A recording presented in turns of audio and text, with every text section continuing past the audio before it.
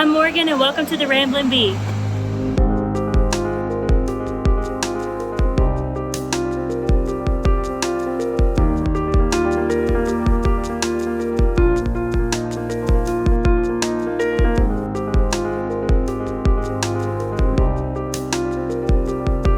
What's in this room? What have you got going on in this room? Yeah, so here at the honey house, I have this room full of honey as well as beeswax candles, some beekeeping supplies, but also some bee goods as well.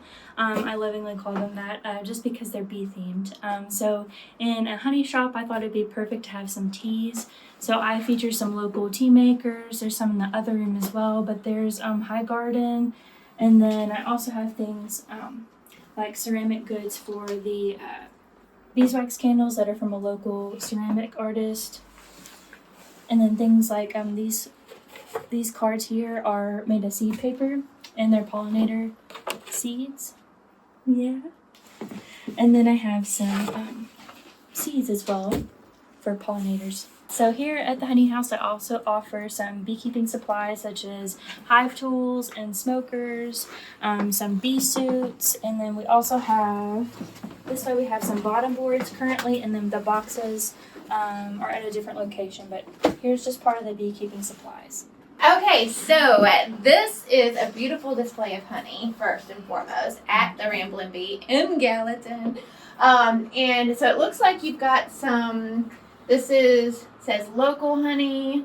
This is just like wildflower local honey that you produce here locally, right? Yes, so it's all local honey, just different jar types as well as jar sizes. Okay, and this is This is the creamed honey. Flavored cream? Yes. Yes, I have vanilla bean, regular, and cinnamon. Okay, so you have lots of really cute items for sale here at the Ramblin' Bee in Gallatin, where it's bee themed, it's pollinator themed, it's gardener themed. I mean, if you have a loved one that wants or needs a special, sweet, very unique gift, this is the place that you're going to want to come to get them a gift, because it is very well thought out. It's very unique, and it's really sweet. A lot of it's handcrafted and locally sourced, so will not be disappointed, for sure. So I decided to become a sponsor for this year's festival because I've been here since the beginning, since the very first honey festival, and it was by far the best festival, even at the first year, for me as a beekeeper. And then it just continually exponentially grows in sales for me, as well as outreach for new local beekeepers. Cool. And do people come here that found you at the festival? Does it help you grow your customer base? Yes, it does. So Okay. usually I'll see a big spurt of sales during the holiday season, and a lot of those people will let me know that they found me at the honey festival, they loved what they saw, and then they came back for more. So talk to us about who you are, what you do with bees and honey, and how you're involved in the honey and bee world. All right. So I have about 400 hives here in Gallatin. I do local pollination for watermelons, pumpkin, cantaloupe, blueberry, and strawberries here in Sumner County, as well as into Simpson and Logan County and Robertson County as well. Okay, so you do a pollination programs too for local farmers? Yes. Okay, and then you also harvest your honey? Yes, we harvest the honey just once a year, usually about the top of July, and we'll process everything, and then I'll take it to farmers markets, several other markets locally in Nashville as well. I sell online, and I have a few retailers, and then I just opened a honey house in Gallatin in the square. Okay, so if someone is interested in getting into beekeeping, they would come to you? Yes, I do offer classes, sorry about that, That's in okay. the early spring for beginner beekeeping. Oh, okay. And So- they can find you where? In the Gallatin Square. Okay, and online? Yes, online at theRamblinBee.com. What is the first thing that you tell someone that's like, hey, I want to get into beekeeping? What do you tell them?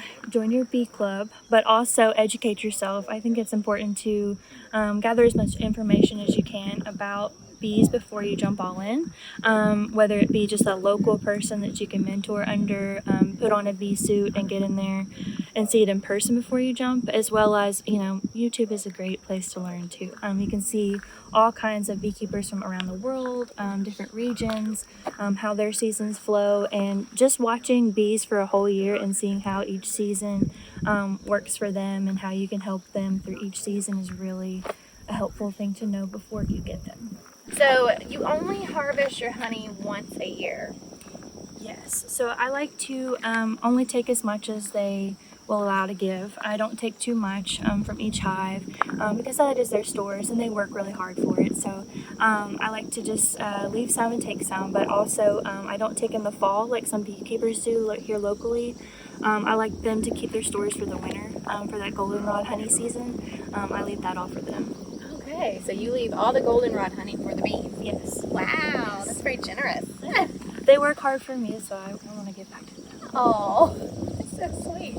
Okay, so talk to me about what you think local honey is. In your assumption, definition, what do you think someone that says local honey, what do they mean? So I think local is in this region. I know people like to think of it as in miles, but I like to think of it as in, say, like elevation.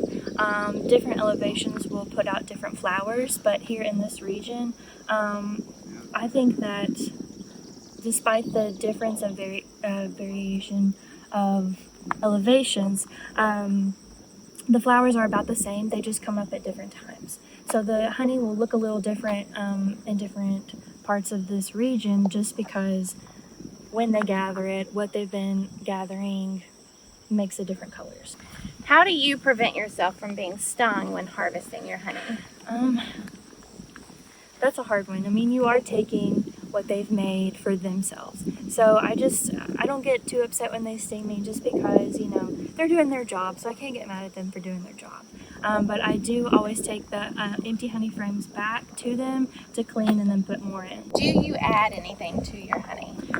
Yes, I do. So I infuse honey. I infuse the local honey with herbs like lavender, cinnamon, elderberry, hibiscus, garlic, orange peel. There's several I have. But then I also cream honey as well, which is everybody's fave. I have just a running cinnamon and vanilla bean, but I'm also having like seasonal flavors too. Like for this summer I'll have strawberry, smoked serrano pepper creamed honey, which is really good. And then a lavender lemon for the summer. I'm super excited. Okay, so tell everyone what kind of honey you're going to have at the Tennessee Honey Festival this year. All of those and more. I'm Morgan and I'm with the Ramblin' Bee, and we'll see you at the Tennessee Honey Festival.